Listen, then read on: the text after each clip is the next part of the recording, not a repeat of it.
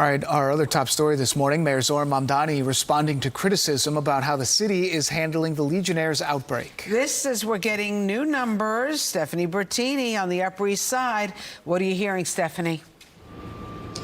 Hey, Rosanna, good morning. Dan, good morning. So according to the city, testing now confirms live Legionella bacteria in 51 cooling towers at 50 buildings on the Upper East Side during this outbreak.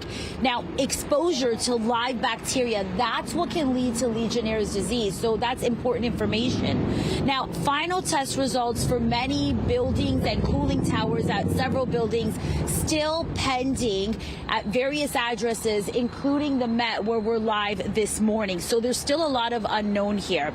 So here's how the testing is done. Let me break it down. Health officials first screen for the presence of Legionella bacteria using a PCR test. Now, officials say those results come back relatively quickly.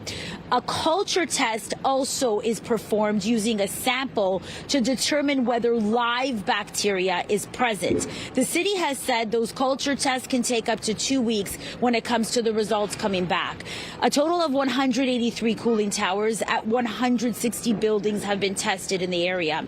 During this outbreak, the city ordered buildings with initial positive screening results for the presence of the bacteria to clean and disinfect proactively. Now, we've heard from City Council Speaker Julie Menon. She's been especially critical, calling for a more proactive approach when it comes to cleaning and disinfecting. The mayor had this to say at a news conference yesterday about the criticism.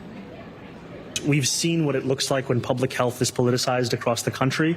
We want this to be a city where it's clear that the guidance, the actions, the information that we share with New Yorkers, it's done without any political incentive in mind, but rather with a public health incentive in mind.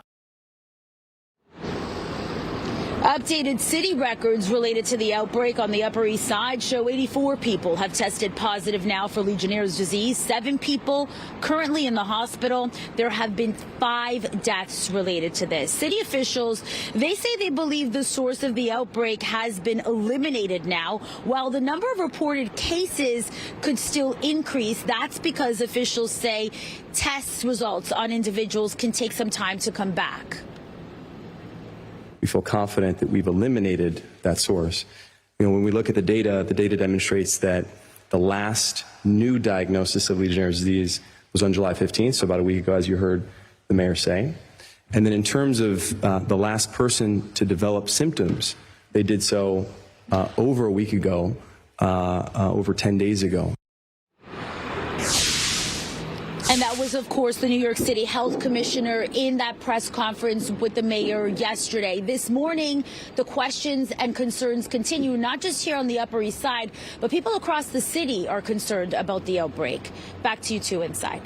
All right, thank you so much for that update, Stephanie. Still ahead, Disney is now undergoing another round of layoffs, including notable ESPN talent getting the boot. That's right, some high-profile layoffs. We'll tell you all about it. Plus, as Paramount fights the block on its acquisition of Warner Brothers, a legal win for the studio in Europe. And as